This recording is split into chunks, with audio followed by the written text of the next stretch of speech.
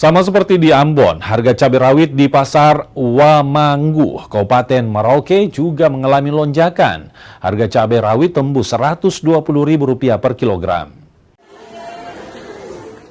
Harga cabai rawit di pasar Wamanggu, Merauke melonjak naik. Cabai rawit yang sebelumnya dijual Rp90 hingga Rp100.000 per kilogram, kini naik Rp110 hingga Rp120.000 per kilogram.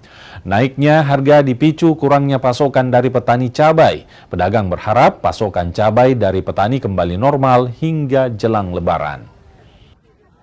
110, 120 lah kisaran eceran segitu.